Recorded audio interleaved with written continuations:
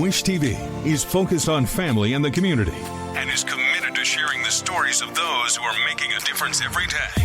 From the All Indiana Podcast Network and Wish TV, this is Behind the Eight Podcast. What can 160 years of experience teach you about the future? A lot, especially when it comes to protecting what matters. At Pacific Life, we've helped people and businesses confidently embrace the future with life insurance, retirement income, and employee benefits. With strategies built on strength and trust, and a promise to be here for you today and tomorrow. Ask a financial professional how Pacific Life can help you today. Pacific Life Insurance Company, Omaha, Nebraska, and in New York. Pacific Life and Annuity, Phoenix, Arizona. Welcome to another episode of Behind the Eight. It's a chance for us to let you get to know us a little bit better. I'm Cody Adams, the host of Behind the Eight. We have so many people that work here in the building, and you know them maybe on screen, but you maybe don't know who they are off screen. And we've had some new faces, as you may have noticed, including my next guest, Mr. Dakarai Turner. Thanks for being here, Dakarai. Yeah, Cody, I appreciate you having me on. It's good to be here at Wish as well. Yeah. So this is a chance basically for people, as I mentioned, to get to know who you are besides the guy sitting next to Phil on the desk. And the plethora of things that you do here, including Midday, things like that. Where are you from originally, Dakarai? Originally from the rainy city of Seattle, Washington, born and raised there. Yep. That's right, because we were talking about the national championship. And R.I.P. my Huskies. The Huskies losing. Yeah. That's all right. I'm an Ohio State fan, so I hated the fact that the team up north won. Yeah, I grew up about a good 10-minute walk from the University of Washington. So, in fact, I'd ride my bike out there a lot. Me and my little brother. One of my brothers graduated from there, so okay.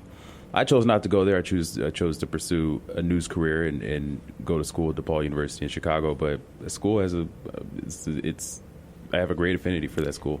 What led you to pursue journalism? Especially, one of the things I'm always fascinated with is people who decided early that that's what they're going to do and make their college decision based on that.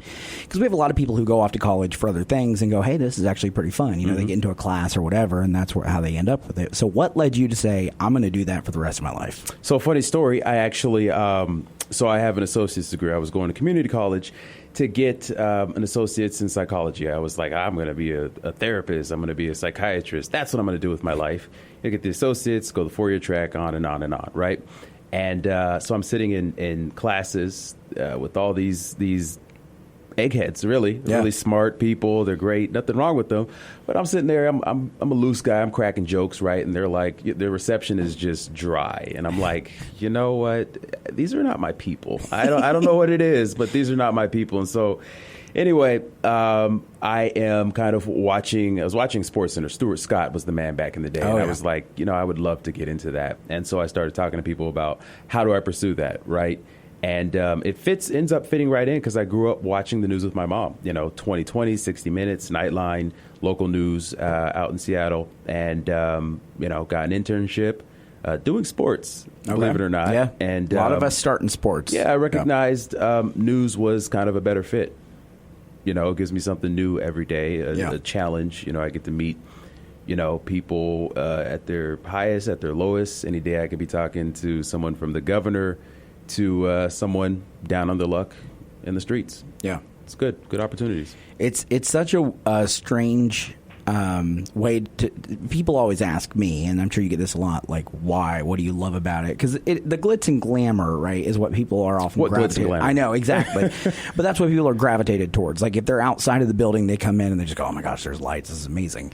But at the end of the day, it is that opportunity to meet people where they are, which makes this job so fun, right? Absolutely. And I can't tell you how many times, in my career, I've gotten the opportunity to do that.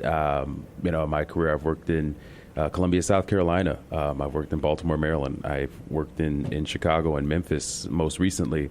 And, those latter three are really difficult cities, right? There's a lot of crime. There's a lot of economic issues. Politics are different, right? And so speaking to a mother on the street who has just lost her son, and you're hearing her scream, you're seeing the family in tears, going to talk to these people and introducing myself. Hey, listen, I'm probably the last person you want to talk to right now, right? You just lost your loved one. I'd be telling me, if I were you, to get out of your face, get out of my face. Right.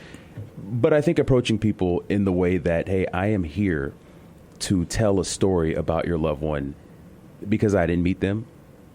The people that are going to be watching didn't meet them. Will you please tell me who they are as a person, who they were? I think approaching people on that level, the level of where I'm at, right? I have the opportunity, the gift, the reward of sharing these moments with people. Yeah. And it's tough, but that comes with the job.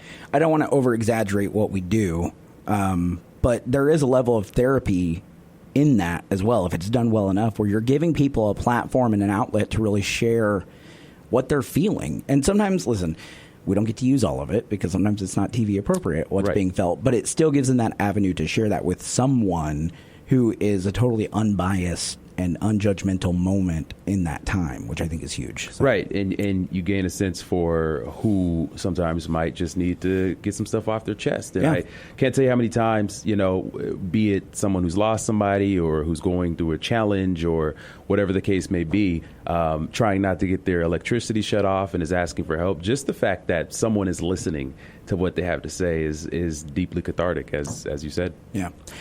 So you're in Indianapolis. You anchor Midday at 11.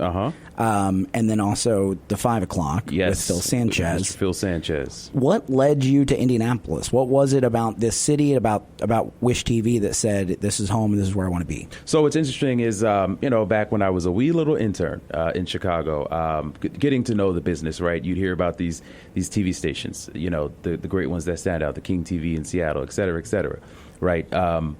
I've always heard about Wish TV being synonymous with good news and good storytelling and excellence. So when I was in Memphis and I was looking for an opportunity to grow, I just reached out to our news boss, Al Carl, and said, hey, you got anything going on? And he brought me up, we interviewed, and the rest is history. And since being here, I've recognized that Indianapolis, the Midwest, feels more home than my actual home, right? I get to go home, I see my family, but I cut my teeth here in the Midwest, right, in Chicago. I learned how to be on my own in Chicago. I came up into my own. And so the Midwest region, it really is just home. Now, it's cold. It's dumb cold, but it's home. Yeah, it gets real cold. Yeah. One of the things I love is hearing that because I'm a Hoosier, born and raised, watched Wish TV growing up. Very similarly, worked at other stations and always knew that Wish was kind of the place to be and the place to go. Do you find that when you got here, you were, I don't want to say surprised, because that's probably not the right term, but just like the amount of insane talent in this building? I mean, the guy you sit next to every evening. Extremely talented. Obviously, Phil, fantastic. In the mornings, we've got Scott and Jeremy and Hannah. Like, this is the place. Like, if you were building an all-star team, this is it. Yeah, right here. It's amazing watching it happen each and every day. What's it been like for you getting to see that and really get that experience and build your chops even more next to guys like that? So I think the first thing I want to say in regards to that is usually when you meet or you go someplace, right, you've worked in different shops. When you go to shops where there are a lot of talent, sometimes there can be some attitudes and egos that come with that. There are no egos here. None. And it's amazing. That has been the greatest reception I could have received. Because, not having any family, not really knowing anybody here in Indianapolis, you want to enjoy the place you come to work and the people you work with. And I can definitely say that's happened. As far as the talent, man, I just, I watch in the morning, right? And I'm like, I like that. I can pick that up. When I'm sitting next to Phil, often I'll just sit back and watch this man go, and then, of course, watching later, right? Like, I get to watch my colleagues and learn from them. That's a fantastic gift. All right, so let's talk about you outside of this building. What does Dakarai like to do? Dakarai likes to sleep. In addition to that, I like to weightlift. I am a really avid weightlifter. I've gotten off track here in the past couple of months between. It's easy to do with the holidays, moving, all that. Yeah. So I'm hoping to get back into that. I will get back into that.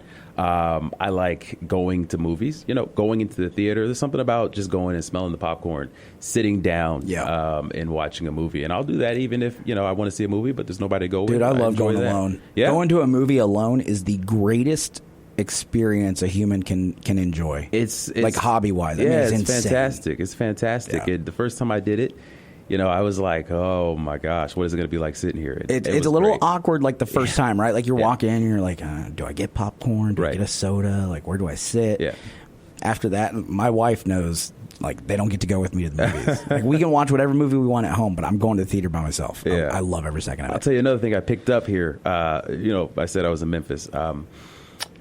Hoosiers will appreciate this. I started getting into shooting ranges. Oh, yeah. Going in there.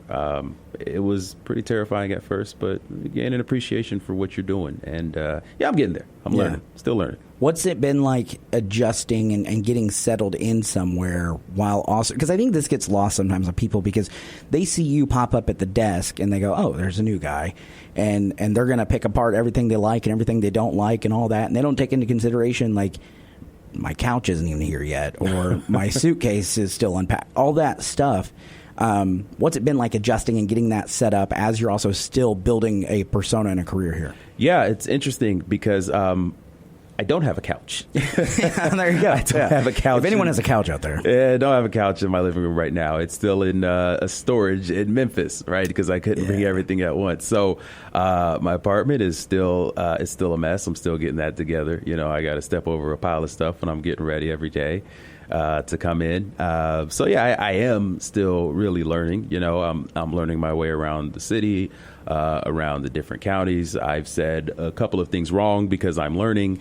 Hopefully people are patient with me as I continue to learn. Listen, we all do. I've lived here my whole life, and I still mess up many, many, many words around the state of Indiana because the things we say just don't look the way that they are supposed to be. Yeah. They do not, sir. And I grew up in Roachdale, Indiana. So Roachdale. Yeah. Wow. Yeah. So, I got no room to talk. It happens. We are so glad that you're here, man, and you've been a joy so far in the newsroom, and people enjoy seeing that smile come in. Well, that's very kind of you, so I appreciate We're excited you're here. We're excited to see what has in store for you in your time here for many, many, many, many years. And thanks for letting us get to know you a little bit. Yeah, appreciate you having me. This was fun. Yeah. Come back sometime later after I get through all the new people. Yeah, right. Because we got a whole bunch coming in. I got some stories for you. Oh, I have no doubt. Dakarai, thank you so much. You guys, this has been Behind the Eight. Hey, join us next month. We're going to chat with Mr. Jeremy Jenkins from the morning show, so that'll be a fun conversation as well. Until then, have a wonderful rest of whatever you're doing. We'll see you next time. From the All Indiana Podcast Network, this is Behind the Eight Podcast. Be sure to like, follow, and subscribe to this podcast wherever you get your podcasts. And connect for even more on Facebook and at wishtv.com.